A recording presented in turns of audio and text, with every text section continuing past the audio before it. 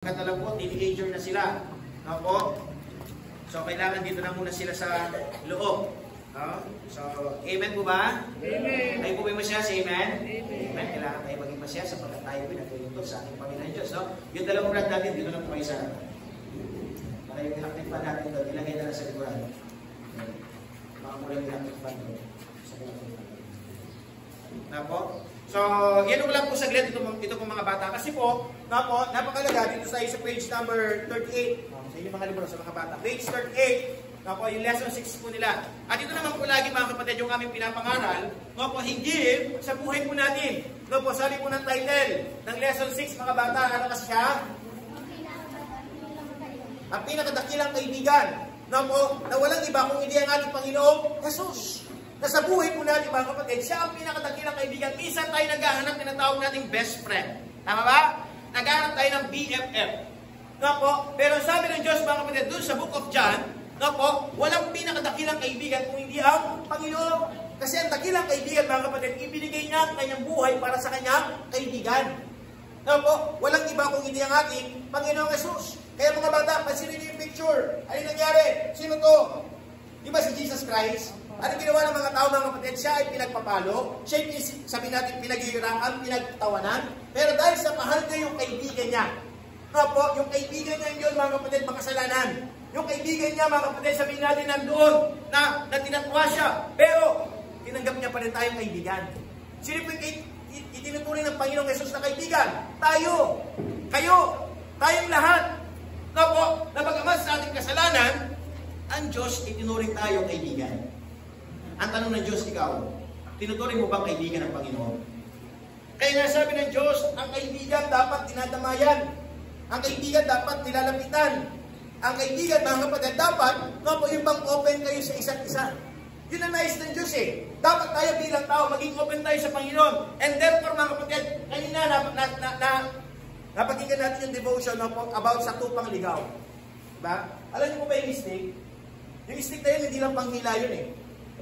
Di ba minsan may mga tupa na matitigas ang ulo? Tama? Matitigas ang ulo. Yung iba, lumalaban. Yung stick na yun mga kapatid, ginagamit din ng Panginoon yung pamalo. Tama ba? Ang tawag po kasi doon, rod of correction. Pinapalo sila para sila ay matuwid ang kanilang buhay. Papilit tayo inihila ng Panginoon papalapit sa Kanya. Kaya nga sabi ng Diyos mga kapatid, ang Diyos ang pinakadakilang kaibigan. Ang Diyos ang kailangan natin sa ating buhay. Kaya sa inyong murang edad, mga kapatid, malagay sa ating kaisipan kung ano ba ang kailangan natin gawin. Sabi nga mga kapatid, ng kasabihan, yung pagpapako kay Kristo, isang puno, di ba? 3 pako, tama? Di ba yung punong yun, yung simbolo ng cross? 3 pako ang nilagay kay Kristo. 1 plus 3 equals 4. Ano ibig sabihin ng 4? Forgiven. Ano ba yung word ng forgiven? Pinatawad. Isang puno, isang krus, 3 pako, ano yung equivalent nun? Pagpapatawad ni Kristo. Kaya dapat ang sabi ng Panginoon mga kapatid, sa sino man, nang manampalataya, kung sino man ang lumapit sa Panginoon, kung sino man ang aamin sa kanyang kasalanan, kung sino man tatanggapin niya si Kristo sa kanyang puso, sabi ng Diyos, yun ang magiging tunay kong kaibigan. Kaya nga po sa simbahan po natin, lagi natin itong pinapangaral. Pumupunta sa iba't ibang mga lugar. Hindi natin sinasabi sa kanila na religion ang tagapagligtas. Na pumasok kayo ng baptist para pumunta ng langit. Wala po sa Bible yun. Anong kailangan natin gawin? Ang lapitan natin ng Diyos. Ang tanggapin natin, sino? Si Kristo. Saan natin siya tatanggapin? Sa puso? Sa isipan? Dapat sa puso. Yun po ang nais ng Diyos, mga kapatid, na sa buhay po natin, magkaroon tayo ng tamang relasyon sa Panginoon. Kapag ang tao ay nagkaroon ng tamang relasyon sa Diyos, magkakaroon siya ng tinatawag na langit na bayan. Na tayong lahat ay tutungo sa langit. Sa sino mang manampalataya, sa sino man tanggapin niya si Kristo sa kanyang puso, at sa sino man, nasasabihin niya, tagapagligtas si Kristo. Kaya yun po yung lesson nyo. Maliwanag? Napakadali lang, di ba? Kaya dito ko na kayo pinapasok eh. Di ba? Kasi yun naman lagi yung ating pinapangaral dito. Pansinin niyo po mga kapatid, every time na ako ay nag-preach, laging may gano'n. Bakit? Kasi nga yun yung pinaka-message. Yun yung pinakamalaga na kailangan maunawaan ng tao. Sa aming mga bisita, mga kapatid, yun ang kailangan natin gawin. So ngayon mga kapatid, pumunta po tayo sa mensahe. In the book of Exodus chapter 17 and verse number 8, may kaganapan po dito si Moses. Kilala niyo po ba si Moses? Si Moses din may tungkod eh. Tama ba? Doon binatawan niya yung tungkod. Ano nangyari sa tungkod niya? Naging ahas. Tama? Yung tungkod niya, pinakita niya makapangyarihan. Kasi yung mga tungkod ng mga kalaban, ahas din yung tungkod nila eh. Kaso malilit lang na ahas. Pero yung kay Moses, malaki. Tapos na kahit dalawang ahas, isa lang siya, yung tungkod niya, nananalo pa rin yung kay Moses. Bakit? Kasi yung kanyang Panginoon ay totoo. Tapos, so dito mga kapatid, papasinin po natin, may kaganapan po dito si Moses. Tapos pinili siya ng Panginoon para mamuna sa bansang Israel. Umalis sila sa lugar ng Egypt. Kasi sa Egypt, yung mga Israelites, sila po yung mga servant, katulong. Nang sabi ng Diyos na nakakaawa yung mga tao, pinapatay, pinahihirapan. Kaya sabi ng Diyos, Moses, gagamitin kita. At ikaw ang magpapalaya sa bansang Israel sa pagkakaalipin. Anong ginawa? Si Moses ay sumunod. Tapos ano nangyari? Sumunod yung mga tao, pero bago yun, di ba? May 10 salot na binigay ang Diyos para payagan silang umalis. So ngayon mga kapatid dito, ang kaganapan po dito, nakaalis na po sila. So ngayon maraming kumakalaban sa kanila. Meron po silang kalaban po dyan mga kapatid, sabi sa verse number 8, Then came Amalek and fought with Israel in Rephidim. So ngayon nagkaroon po ng digmaan, nagkaroon po ng labanan. Yung bansa ng Diyos, mga Israelites, kinakalaban po sila ng Amalekites. May kalaban. That time mga kapatid, yung labanan ay espadahan. Tama ba? That time mga kapatid, yung labanan ay nandoon, meron silang mga sibat. So ganun po ang labanan. Sabi po sa verse number 9. Verse number 9. Sabi po sa verse number 9, verse number 9. Lipat na. Verse number 9, sabi niya, And Moses said unto Joshua, Choose us out men, and go out, fight with Amalek. Tomorrow I will stand on the top of the hill, with the rod of God in my hand. So ano sabi niya mga kapatid? Sabi ni Moses kay Joshua. Si Joshua, siya yung captain ni Moses. Sabi niya, Joshua, pumili ka ng mga tao para lumaban doon sa baba. Yung pipiliin mo yung mga taong malalakas. Yung mga taong hindi matatakutin at handang ipaglaban ng iyong bansang Israel. At ako, sabi ni Moses, pupunta ako doon sa taas ng bundok.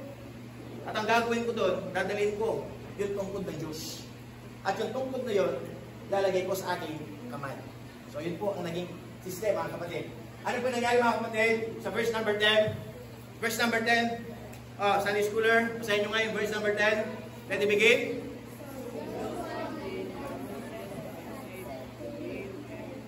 And fought with Amalek, and Moses went up to the top of the hill. So diyan mga kapatid, ano nangyari? Nagkaroon ng plano. Nagkaroon ng plan. Nga po ang kailangan gawin. Ano ginawa ni Moses? Ano ginawa ni Joshua? Nakinig siya kay Moses. Nagipaglaban sila. Sila ay pumunta yung mga kasundaluhan, mga kapatid. Hindi man sila ganun karami, konti lang sila. Nga po, sila Joshua. Nagipaglaban sila, nandun sila sa baba. Si Moses naman, Aaron and Hur, sila ay pumunta doon sa taas ng bundok. Ano po nangyari mga kapatid? Verse number 11. Verse number 11. Ang sabi niya in verse number 11, And it came to pass, when Moses held up his hand with the rod, held up his hand, that Israel prevailed. And when he let down his hand, Amalek prevailed. Ano nangyari? Si Moses po nandun sa taas. Kapag nakataas yung tungkod ng Diyos, ano nangyari? Sila po ay nananalo. Pero dumarating po yung time na yung tungkod ni Moses, nabababa niya. Ano nangyari pag nabababa yung tungkod? Natatalo sila. Sa tingin nga, bakit kaya nabababa yung tungkod ni Moses? Bakit nabababa? Bakit minsan bumababa yung tungkod niya? Kasi siya ay naninikal. Nangangalay ba? Nangangalay sa Tagalog? Nangangalay. Naninikal daw sa Kapampangan. Naninikal. Pero sa Tagalog, nangangalay. Diba kasi napapagod? Tama ba? Sa ibang termino, nangangawit. Kaya, nabababa. Ano nangyari mga kapatid in verse number 12? Verse 12, but Moses' hands were heavy, and they took the stone. Ito pa yung gaganapan mga kapatid na sabi ng Diyos. Ang nangyari, yung kamay ni Moses, bumigat. Noong una, magaan lang. Tama ba? Ito ba naman, itataas mo to. Kumari, itataas mo to. Kalayaan! Di ba? No? Tataas mo to. Di ba pag tinaas mo to, magaan lang? Tama ba? Kapag una, magaan lang to eh. Kaso pag tinaas mo na ng matagal ito, ano mangyari? Bumibigat ito. Tama? Bumibigat hanggang ikaw ay mangalay. So ito po yung kaganapan mga kapatid. Itong una, si Moses, tinataas niya yung tungkod ng Diyos. Sila po yung nananalo. Kaso dumating po yung time, bumigat. Kasi yung labanan, tumagal. Alam niyo po ba yung labanan, hindi madali? Tama? Yung nagkikipag-away, madali ba? Hindi, mahirap. Yung tikmaan, madali ba? Hindi, mahirap din. Kaya ano nangyari? Tumatagal. Alam niyo ba sa ibang bansa? No? Ang tagal na ng mga gera. No, po kunwari yung Russia versus ano kasi yung Ukraine. Di ba? Tagal na ng labanan nila. Bumilang ng ilang taon. Ganun yung mga labanan eh. Tumatagal. No, so ano nangyari mga kapatid? Nangawit si Moses. Bumigat ito. At ano nangyari? Nahuhulog. Kapag kasi nahuhulog yung tungkod ng Diyos, ano nangyari? Natatalo sila. Tama ba? Natatalo sila. No po, so ngayon, buti na lang si Moses, merong kasama. Ang sabi nila, and they took a stone and put it under him. And he sat thereon, and Aaron and Hur stayed up his hands, the one on the one side and the other on the other side, and his hands were steady until the going down of the sun. Sige nga, kuha nga tayo dito ng illustration natin. O, dito ka Brad, Brad. Tignan nyo, magic to ha. Dito ka Brad, dito ka Brad. Dito ka. Ito, si Moses. Taas mo Brad, taas mo. Hindi ka mabaya ka dyan, ha? Kung iba mo bayan, pag bumabayan, matatalo tayo. So, ganito ang kaganapan mga kapatid. Nga po, kunwari ito si Moses. Ayun yung tungkod ng Diyos. Ang kasi nais ng Diyos, mga kapatid, sa buhay po natin, lalagay na po natin sa message natin, ang nais po ng Panginoon sa buhay natin, dapat ang mataas, hindi tayo. Tama ba? Sino dapat yung mataas sa atin? Ang Panginoon. Kaya nga sabi ng Diyos, dapat itaas mo ang Diyos. Kasi kapag nakataas ang Panginoon, ang sabi ng Panginoon, yung tulong ng Diyos darating. Tama ba? Yung pwedeng ibigay ng Diyos sa atin, darating. Yung kalakasan, darating. Kaya ang gusto ng Diyos, dapat patuloy natin siyang itaas. Na po, kaso, dumarating po yung punto, dahil tao lang tayo. Tama po ba? Tao lang tayo. Napapagod kayo, tama? Nagkakasakit, minsan malungkot, minsan umiiyak. Tama ba? Minsan nahihirapan. Kaya ano nangyari? Bumababa. Nga po. Ito. Dalawa tayo dito. Dito kayo. Dito kayo. Kasi nakaganyan yan eh. Dapat ganyan yan. Dalawa eh. Diba? Nagkamamaya ka dyan ha. Diba? Buti na lang si Moses, meron siyang kasama. Ano pangalan ng kanyang kasama? Aaron and Hur. Ang pangalan po nila, Aaron and Hur. Tama? Si Aaron and Hur, sila po ay lingkod din ng Panginoon. Na po, na sila sumusunod sa salita ng Diyos. Anong ginawa nila? Hinawakan. Hinawakan. Yung isa, sabi niya, no?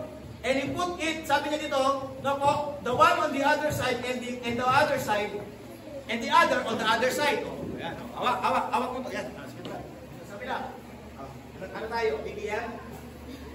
Christianless. Diba? Silly. O ano? Why? Diba? Diba uso ngayon yan? Yung nakatas yung kamay nila. O yan, ha? Diba? So, ganyan yung kaganapan. O, huwag kayong tatawa. Awag lang kayo. Magsabitin. No? Diba? Diba kapag marami nagtataas, huwag mo kukunin. Hindi naman yan kinuha eh. Huwag mo kukunin. Yung kamay lang. Diba? Kasi mga kapatid, may illustration po yun mga kapatid, na dapat, meron silang chance na kunin nila yung tungkod. Tama ba? Pwede na sabihin, Moses, pagod ka na ako naman. Sabi ni Marvin, kaya niya ginawa kanya eh. Pero hindi. Hindi yun sinabi. Tapo, anong kailangan lang yung ginawin? So, hindi nila dapat kunin yung tungkod. Kasi bakit? Sino dapat ahawak sa tungkod? Yung kanilang pinuno. Sino pinuno nila? Si Moses. Diba? Kasi kung sino ilagay na pinuno ng Diyos, dapat yun ang sundin. Hindi siya dapat tanggalin. Hindi siya dapat tadyakin. Hindi siya dapat paalisin. Kung hindi nyo kailangan gawin, suportahan lang. Diba? Kaya gagawin, anong tataas lang yung kamay ni Moses? Yung kamay lang ni Moses. So ano po nangyari mga kapatid? Tumatagal yung labanan, nakataas yung tungkod. Ano nangyari? Sila ay nananalo. Diba? Pero yan, nagpina nyo na si RJ, pinagpapawisan na. Diba? So ngayon, ito nangangawit din. Kahit nakatayo lang to, nangangawit din siya, tama? Nangangawit din to. So anong ginawa? Kumuha po sila ng bato. Diba? Sabi niya, nang kumuha sila ng bato, and they took a stone. Na po, anong ginawa? Ha? Hindi na lang, may bato tayo dito. Ito, bato. Kumuha dyan. Kumuha din sila ng bato. Dito ka, Brad, lapit nga kayo para naging kita. Sige, hindi tatamaan yan. Lapit. Oh. Ha? Oh. May bato dito. Ha? Oh. Tapos may bato rin sa kabila. Actually, sila yung naglagay dito, hindi ako ha. Sila. Inano ko lang para mas mapadali lang. So, ano nangyari? Umupo ngayon sila. Sige.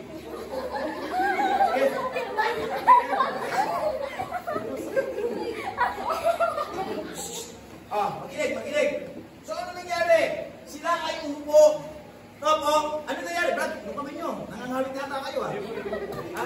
O. Hindi matatamaan yan. Kahit pakatas mo, Brad. Yung taas mo, hindi yan. Dito, yan. Dapat yung hawak nyo dito. Kasi dyan yung hawak eh.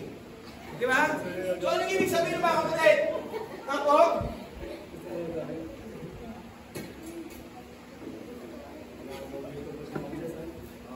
Nagpapawisan na siya. Naku, ganito yung kaganapan eh. May kahirapan. Alam niyo po ba, habang tayo naglilingkod sa Diyos, may kahirapan. Pagpapawisan ka. Gugutumig ka. Pero ang question is this, mga kapatid, ikaw ba iinto ng lives ng Diyos? Dapat patuloy mo siya itaas sa buhay natin. Buti na lang si Moses, di siya nag-iisa. Meron siya kasama. Ano pangalan nila? Aaron and Hur. Kaso sila'y nangawit. Bilang isang sabihin natin mga kasama niya, nag-isip sila ng paraan. Ano ginawa nilang paraan? Para hindi sila mapaupo. Siyempre, yung kamay nangangawit na, tapos yung paa pa, nangangawit pa. Tama ba? Gumawa ngayon sila ng paraan. Naganap sila ng mga bato. Ngayon ang pwede na lang upuan. Amen? Para makapagpatuloy sila. Anong ibig sabihin nun? Bilang mga mananampalataya, bilang mga sumusunod sa Diyos, dapat matuto tayo kung anong dapat natin gawin. May kahirapan. Pero hindi ibig sabihin mahirap, hihinto ka na. Ano gagawin? Nagreklamo na sila. Ha? Kamasa nyo, ano nangyari? Mukha yan, isa rin yung hawak. Pag nangawin ito, kuwan ba, nangawin ito. Ha? Di ba? Di ba? Ito yung sinasabi ko mga kapatid. Actually, ito pa yung nangyari dito. Nga po, ang nangyari po kasi mga kapatid, yung labanan, matagal. Kaso, buti na lang sila, may dalawang kasama si Moses, si Madiskarte. Para patuloy na maitaas ng Diyos sa kanilang buhay. Anong ginawa mga kapatid? Hindi sila nagreklamo. Nangangawit na kami, Moses. At kasan ako na lang, mas malakas pa ako sa'yo, hindi nila sinabi yun. Ano ginawa nila? Siniportahan nila yung likod ng Diyos. Alam niyo ba sa katagalan, Alvin, wala ka ba na amoy? Diba? Nag-usap itong dalawang ito eh. Sabi niya, Aaron, sabi niya, ano yun, Hur? Wala ka ba na amoy? Siyempre, may maamoy ka dyan, tama? Ano yung maamoy nila? Ano maamoy? Ha? Tokpo? Kung ba yun? Puputok yun. Tama ba? Meron talaga sila maamoy. Sabi niya, wala ka ba naamoy? Para lumalak sa amoy, ha? Alis na tayo. Hindi sila umalis. Ano sabi ni Aaron? Puro sabi niya, hindi lang tayo tinawag para mag-enjoy. Tinawag din tayo ng Panginoon para mag-tiis. Kahit na meron silang naaamoy na hindi maganda. Meron silang nakikita na hindi maganda. Hindi po sila uminto. Hindi sila tumigil. Mga kapatid, ano po ibig sabihin ng mga kapatid sa buhay natin? Bilang isang mga mananampalataya, sa kapwa natin, meron tayong magkikita kapintasan. Meron tayong magkikita kamalian. Meron tayong mababalitaan na mali na question is this? Namamaya kayo. Diba? So, ano nangyari mga kapatid? Pasilin po natin. Verse number 4. Hindi naman pinapalitan niya, Brad. Brad, pwede nililipat yan. Yan, di ba? Pwede nililipat yan. So, verse number 13. Ano pa nangyari? Verse 13. Verse 13. Basahin niyo po. Ano pa nangyari? Dahil sila ay nagtulungan. Ano pa nangyari? Basahin niyo nga. Let it go. And Joshua is defeated Amalek and his people with the edge of the sword. Ano nangyari? Si Joshua, natalo nila yung alam. Nanalo sila. Bakit sila nanalo? Dahil pa magaling sila. Ano yung nakita natin merong tinatawag na teamwork? Pagkakaisa, pagtutulungan. Ano kailangan gawin? Matuto tayong makinig. Matuto tayong tingnan. Ano ba ang kalooban ng Diyos? Ano yung purpose ng Panginoon sa buhay ko? Kaya sila nanalo. Ano po nangyari mga kapatid? Verse number 14. May ginawa pa si Moses dito. Ang ginawa ni Moses, sabi niya, and the Lord said unto Moses, write this for a memorial in a book, and rehearse it into the ears of Joshua. For I will utterly put out the remembrance Amalek from under the heaven. Ano yung ibig sabihin niya mga kapatid? Sabi ng Panginoon kay Moses, Moses, ang ginawa ninyo, isulat mo sa bato. Isulat mo. Para ano? Malathala. Para malaman ng iba ang inyong ginawa. Na bakit sila nanalo? Dahil sa Panginoon.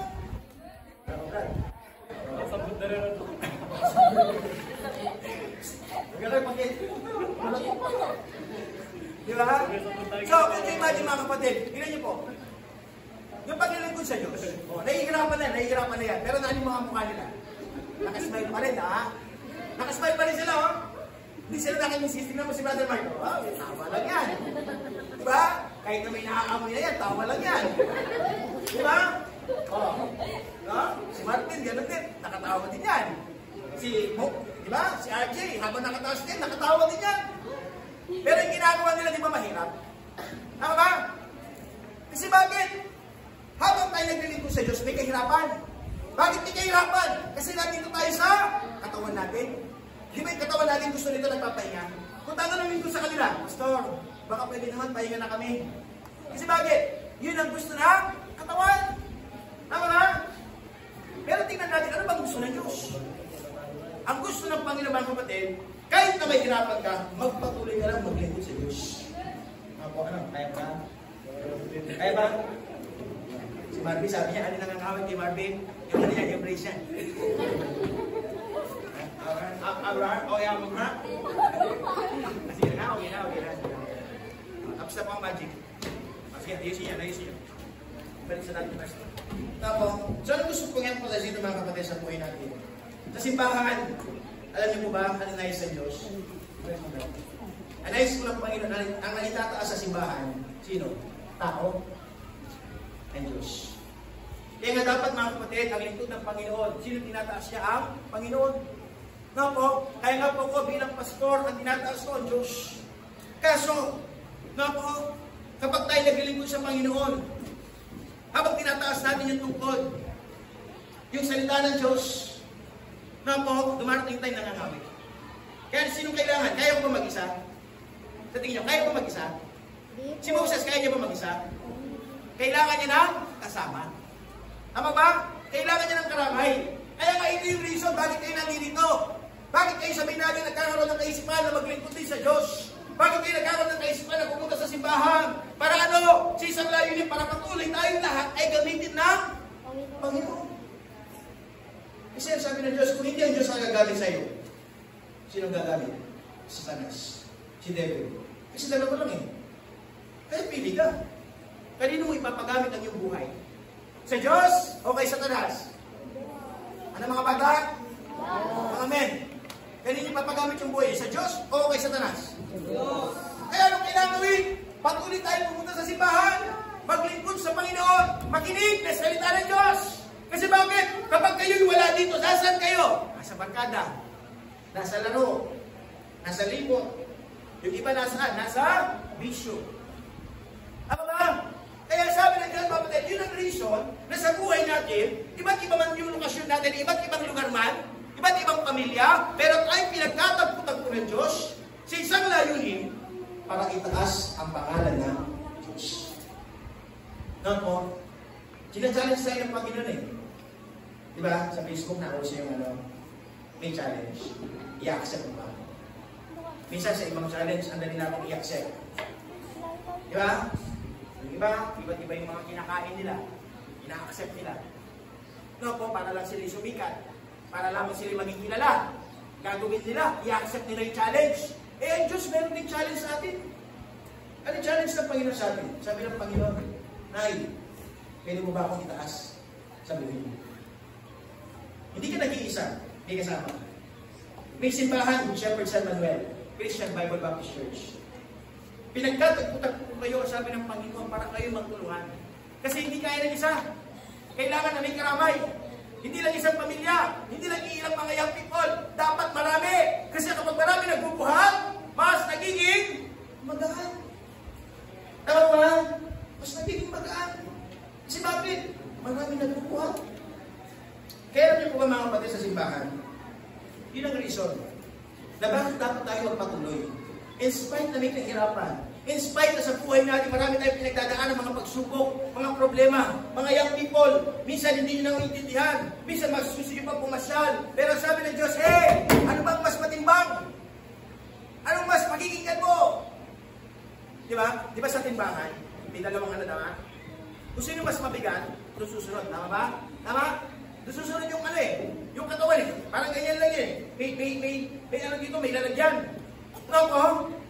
So, minsan, tinitimbang natin, saan pa tayo susunod? No po, nasabi ng Diyos, ang mahirap yung iba, mas matimbang yung laro. Pag matimbang yung laro, kulari ito yung laro, ito yung Diyos. Di ba? Mas matimbang yung laro. Ano mangyari? Susunod ka sa laro, tama ba? Susunod ka sa pasyalan. Susunod ka sa barkada, kasi yun na mas matimbang. Pero kung ilalagay mo na mas matimbang ang Diyos, ano mangyayari? Kahit may laro, kahit may pasyalan, di ba? Kahit may mga ibang mga aktibidad, dahil mas matimbang ang Diyos, sa kasusunod, sa Diyos. Tama ba? Kaya tanong ng Diyos, ikaw, sa buhay mo, sino mas matimbang? Mas matimbang ba ang Diyos? O mas matimbang yung ibang bagay? Sabi nga tanong ng Diyos, anong mas mahalaga sa iyo? Anong mas matimbang sa iyo, sabi ng Panginoon? Na po, nangais ng Diyos sa buhay natin, patuloy natin siya itaas, patuloy natin siya paglingkuran, patuloy natin siya bigyan ng oras. Kaya nga ang ginagawa natin mga kapatid, tayo nag-i-invite, tara simba po tayo, tara maglingkod po tayo, tara magbigay tayo ng konting oras. Di ba sa pag-i-invite natin, merong mga tumatanggi? Tama ba? Yung mga tumatanggi, sabi nila, ay, marami po akong labahan. Ano mas matimbang sa Kanya? Ang Diyos o ang labahan? Diba? Kaya nandun siya sa labahan. Pag may invite kami, sabi namin karami, ay, meron pong mamimigay po ng, yung kandidato. Diba? May ayuda. Kaso yung ayuda, sinakto sa paglilingkod sa Diyos. So ano mas matimbang? Mas matimbang yung sa kanila yung nakakabusog sa tiyan. Pakinabang. Yung nakakabusog spiritual, hindi daw matimbang. Kaya ano nangyari? Wala sila sa paglilingkod sa Panginoon. Kaya sabi ng Diyos, nalulungkot ang Diyos. Kanya ng tao. Parang di ako matimbang sa kanila. Parang di ako mahalaga. Kaya sa buhay natin mga kapatid, nais ng Diyos, mga kapatid, patuloy natin siyang taas. Patuloy tayo magsama. Patuloy tayo maglingkod. Ang nais ko ng Panginoon mga kapatid, kamukha po yun, nangangawit. Anong ginawa nila? Para sila naging poste. Tama ba? Yung poste, anong purpose ng mga poste? Di ba sa tahanan may mga poste? Tama ba? Nakakita na ba kayo? Meron lang siya isang poste. Kasi yung nilagay tent lang, tent. Tama? Tent lang eh. Di ba kapag may tent, isa lang yung poste sa gitna? Tapos sa gilid, lalagyan na lang ng talian. Tama ba? Kaso kapag dumating yung malakas na hangin, dahil isa lang yung poste, ano nangyari? Tutumba, tumatagilid dyan. Tama? Dumating yung malakas na ulan, di ba? Yung tent, bumigat. Tama ba? Ano nangyari? Nabigatan kasi isang poste lang eh. Nabibigatan, natutumba, minsan nababali pa. Tama ba? So sabi ng Diyos, hindi kailangan ilang poste. Yung sabi natin, isang poste lang. Ang kailangan maraming poste. Kaya nga sa isang tahanan, dinadamihan nila yung mga poste, mga haligi. Na po, nang sabi ng Diyos, ikaw, ano ka? Sa simbahan, pabigat o poste? Kasi yung poste, nagdadalay. Tama ba? Yung poste, mga kapatid, nag-absorb ng weight. Yung poste, sabi ni Engineer Joyce, di ba? Kailangan maging matatag yung poste. Di ba? Baka naglagay ka nga ng poste, bala mo, patya mo. Di ba? Dapat yung poste matatag. May mga bakal. Tama ba? Engineer? No? Architect pala, no? Oh. May mga bakal yan. Yung mga bakal hindi basta-basta. Kaya dapat sino maging pundasyon natin bilang maging poste ng Diyos? Ang maging pundasyon po natin ay ang Panginoon. Ang sabi ng Diyos, saan tayo tatayo? Tumayo tayo sa Diyos. Alam niyo po ba kapag tumayo ka sa Panginoon, hindi ka matitigan. Kasi bagay, tinatayuan mo ay ang Panginoon. Subukan niyo po tayuan yung ibang bagay. Kunwari, tatayuan natin si Mayo. Ay, kay Mayor, tatayuan mo si Mayo. Kay Mayor ako tumayo. Walang sabihin natin masama na tumayo ka kay Mayor. Yan lang si Mayor ba, perfecto? Di ba? Ay, tatayo po ako, maiyak. Meron dalawang kasamahan ngayon, mga babae, di ba? Kaisang women. Yung isa naman, maiyak ladies. Maiyak ladies ba? Di ba? Meron na kayo eh. O, di ba? Parang pinag-uusapan natin kanina eh. Di ba? May KWO, kaisang women. Ngayon naman, meron silang maiyak ladies. Ay, yan no? Na-divide sila. Pero ang ginawa ng iba, kakampi na sila sa KWO, kakampi pa sila sa maiyak ladies. Kaya yung nila, dual ayuda. Hira, no? Kung may dual save, may dual ayuda. Di ba? Kasi nga naman, hindi naman nila alam kung sino yung ibuboto mo. Di ba? So, ano gusto kong emphasize dito mga kapatid? Saan kayo tatayo? Sa mga politiko? Di ba pasilin natin yung mga politiko ngayon, ang babait nila? Ang babait nila. Di ba? Lagi nila sasabihan, ay, madali lang po ang latitan. Di ba? Sige po, ano po, maging pagbantuan pa yan. Pagmamano pa yan. Pero pagkatapos ng eleksyon, kaya habang ibinibigay sila, uling nyo. Pero huwag kayong tatayo sa tao. Di ba? Sino pa rin dapat natin tayuan? Ang Diyos. Ang Diyos pa rin. Ang Diyos pa rin yung tayuan natin. Tingnan pa rin natin kung anong tama. Yes, yan, nakakatulong lang. Pero saan tayo tatayo? Sa Diyos pa rin. Hindi sa mga ayuda. Hindi sa mga pinamimigay nila. Yung pinamimigay nila, kunin lang natin. Binibigay, hindi mo ba kukunin? Tanungin ko po kayo. Kunwari si Nanay Julie, may binibigay sa inyo, hindi mo ba kukunin? Kukunin yan, di ba? Sir Marites, may binibigay sa inyo, hindi mo ba kukunin? Pastor, binibigay nga eh. Di ba? Siyempre, kukunin. Di ba? Kasi magagamit yun eh. Kasi may mga tao, ay, pastor, ako lang kukunan dito ang bibigyan na lang mayap. Di ba? Kasi kaya tao, pwede mo naman kunan yan eh. Kasi bakit? Hanggang pagboto mo ba, babantayan ka? Ano ibig sabihin? Tumayo ka pa rin sa Diyos. Di ba? Anong kailangan natin gawin? Ipanalangin sila. Doon po pumapasok yung panalangin. Anong pinapanalangin natin? Lord, sana ibigay niyo po kung sino yung talagang manunungkulan ng tama. Di ba? Kaya anong kailangan natin gawin? Tatayo tayo sa Panginoon. Yun ang nais ng Diyos. Kasi kapag tinayuan mo ang tao, dahil tayo mapapahiya ka. Diba ngayon, mga dalahan sila? Di ba? Ayaw ko, ayos ako. Ayuan eh. Di ba? Kaya ano nangyari? Nag-aaway. Opo, nagpapangayan sa Facebook, siraan. Tama ba? Tumahan na lang, Duterte! BBM! Di ba? Duterte! BBM! Di ba? Alam niyo ba mga kapatid? Ang tao. Naguguluhan. Kasi bagay, maraming tao ang kanilang gustong tayuan. Pero tayo dapat ang tayuan natin sa salita ng Diyos. Kaya ngayon ang reason dapat patuloy tayong manalangin. Patuloy tayong pumunta sa simbahan. Ano po yung mga nangyari ang kaguluhan? Ipag-pray natin na magkaroon ng kaayusan. Ano po yun ang nais ng Diyos? Yun yung purpose ng church. To pray for them. Panalangin sila. Diba? Kasi nga, diba, tayo bilang tao, meron na tayong kamalayan. Alam na natin kung sino talaga yung gumagawa ng tama eh. Tama? Titimbangin mo kayo kung ano talaga yung mas mabigat. No po? Kaya sa buhay natin mga kapatid, na nais ng Diyos, tayo po, sa katagal-tagalan naman, no po, namulat na tayo sa katotohanan. Kaya sabi ng Diyos, huwag nating hayaan na patuloy tayo mabalot sa kasinungalingan. Kaya nga, ito nga po, salita ng Diyos. Salita ng Diyos na kailangan natin patuloy na tayuan. Kaya challenge po ng Diyos sa umagang ito. Pwede mo ba akong itayo? Pwede mo ba akong iyakan? Di ba? Pwede ba? Sa buhay natin, patuloy tayo magsama para sa Diyos.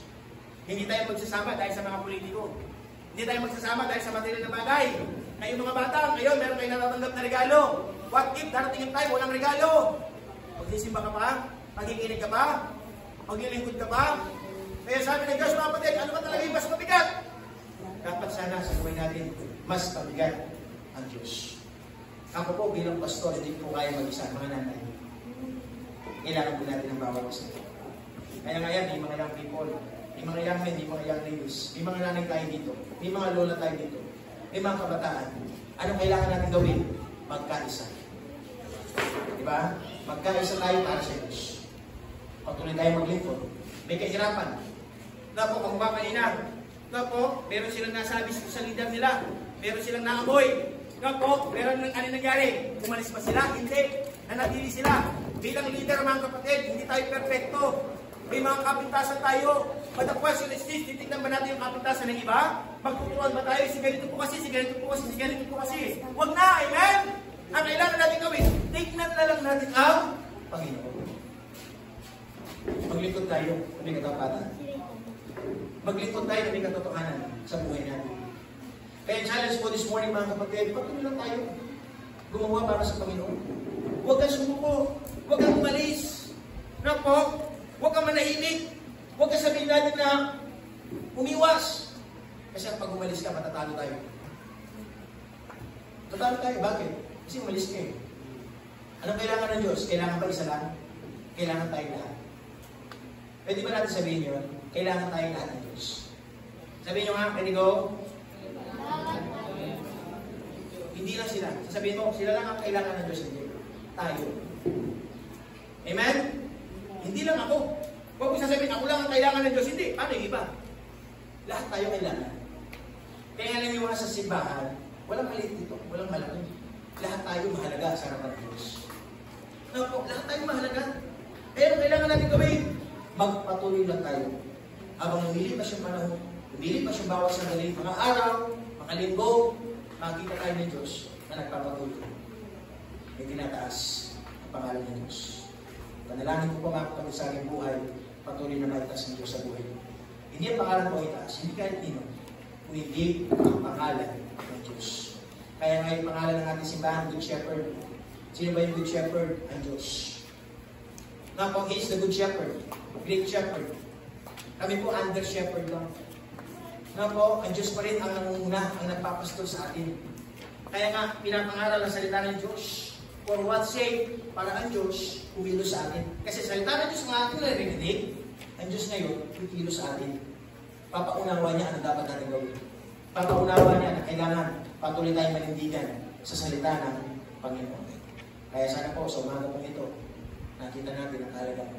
Mga kabataan, mga Sunday schooler, pinakadakilang kaibigan, walang iba kung hindi ang Panginoon Jesus. Kasi nagsakripisyo dahil sa kanyang kaibigan. Tayo ay makasalanan. Tayo hindi ka ibig-ibig, pero pinili tayo ng Panginoon. Kaya sabi ng Diyos, anong turing mo sa Diyos? Kaibigan? Kung kaibigan mo ang Diyos, magkipagkasundo ka sa Kanya. Manalangin ka, tanggapin mo siya sa iyong puso. Yun po ang inyong lesson. Na po, tayo naman, pangkalahatan, sana po, patuloy natin itaas ang Diyos.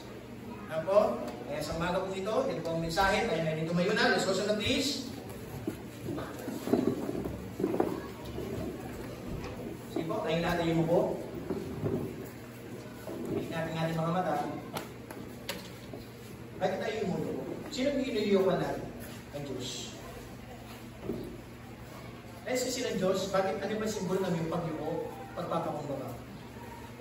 Sign of respect. Kaya tayo umulong. Na sa buhay natin, kailangan natin ng Diyos. Bakit tayo pumipikit pag nananalangin?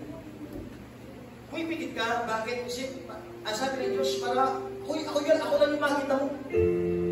Kasi kapag nakadilat ang iyong mata, habang nananalangin, marami ka makikita. Hindi ka mag-focus.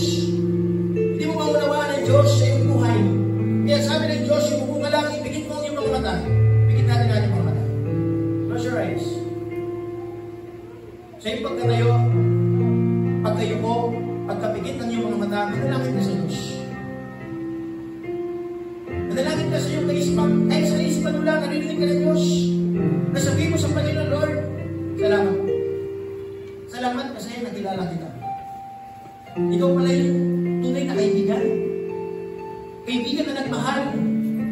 Kaibigan na handang ibigay ng kanyang buhay sa krus ng Kalbaryo. Bagamat tayo makasalanan, minahal tayo ng Diyos. Tinuring kang kaibigan.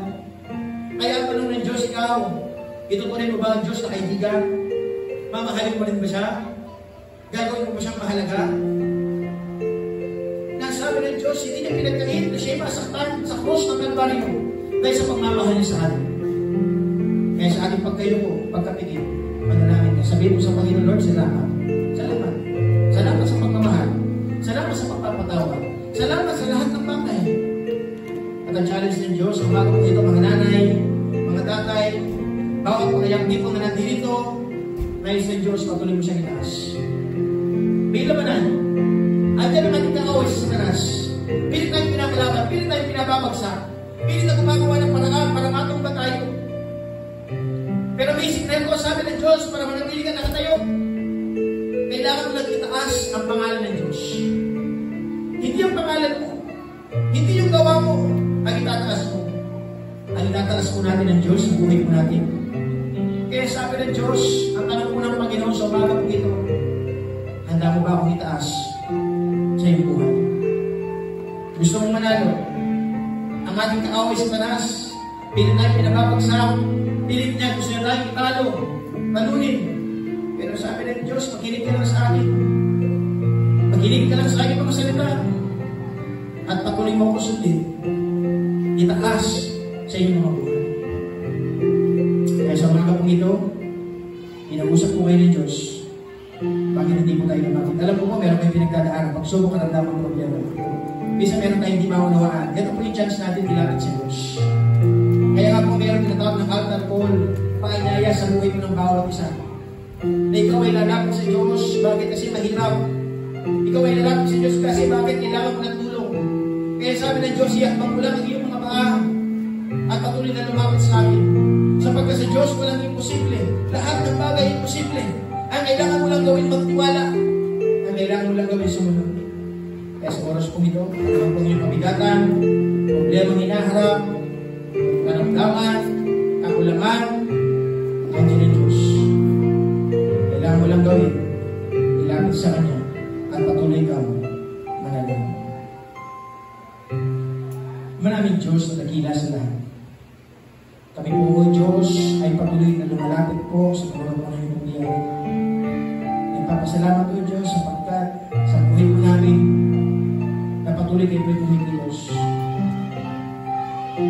Langit ko po, Diyos, sa buhay po ng bawat isa. Mabuksan po ang aming mga kaisipan, ang aming kamalayan. Lalo na po, Diyos, yung mga yampi po na nandito. 11 years old and above, nandito po sila. Sana po kayo po ang ituring na pinaka-the best na kaibigan. Kayo po yung best friend. Sapagkat pinatunayan nyo ang inyong pag-ibig sa amin. Hindi nyo po inalitan ang sakit ang hirap sa krus ng Kalbaryo. Bagkus, hinakap niyo po kami, O Diyos, na inyo pong kagilang inalas na biyaya. Kaya nalangin po, O Diyos, ang buhay po ng bawat isa. Na sana po patuloy, kami po lahat ay magsisi ng aming kasalanan. Aminin ang aming mga pagkakamali. At nawa, O Diyos, tanggapin po namin kayo sa aming mga puso na may katotohanan. Sapagkat kayo ang daan ng buhay ang katotohanan. Kaya nalangin po, O Diyos, buhay po ng bawat isa. Patuloy niyo po sila kausapin. Bless you po, O Diyos, ang inyong mga salita. Na sana po, O Diyos, sa buhay po namin, patuloy po namin kayong mataas. Yes, Lord, meron po kami labanan. May kahirapan, may pagsubok. Pero dalangin po, O Diyos, patuloy po kami manindigan sa inyong mga salita. Na kayo ang aming tayuman. Hindi po ang tao, hindi. Kahit hindi naman, hindi ang pera. Nawa kayo, O Diyos, na bagamat mahirap, mananatili po kami. Sapagkat alam po namin, kapag kayo ang nasa amin, kami po ay magtatagumpay. Sapagkat kayo, Diyos, na makapangyarihan. Diyos, na kaya lahat. Kaya Lord, amin po tinutulog ang buhay po ng bawat isa, mga nanay, tatay, lola, lola. Inyo po silang pangunahan, patuklayin po, Diyos, na naman po kanilang dinadanas sa pagsubok, karamdaman, problema, kakulangan sa pera.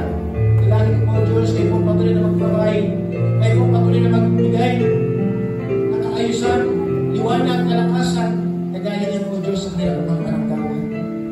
Bless niyo po, Diyos, sa bawat mga kabataan, mga young people, na sana po, huwag po silang malagay sa maling barkada.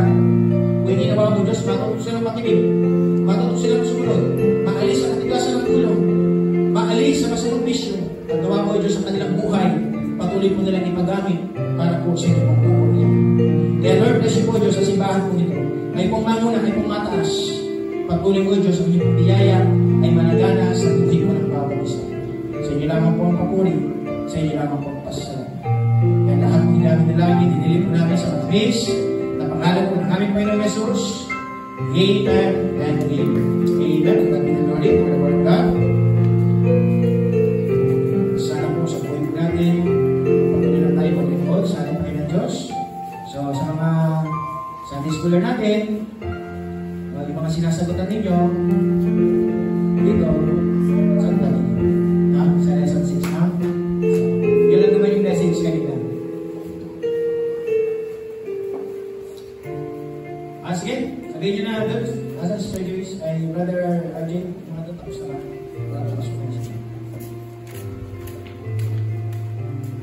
So yung mga nag-games ng ano, yung mga bago natin kasama, yung mga bago ngayon, di ba, wala pa sila ng access. So yan, yung mga access. So kagaya na natin sinabi ng nakaraan, sa araw na ito, yung mga boxes ay ibibigay ulit sa inyo, kaso kuha lang ulit kayo ng TV. Gusto bang kumuha ngayon? Gusto kumuha? Ha? O wag na.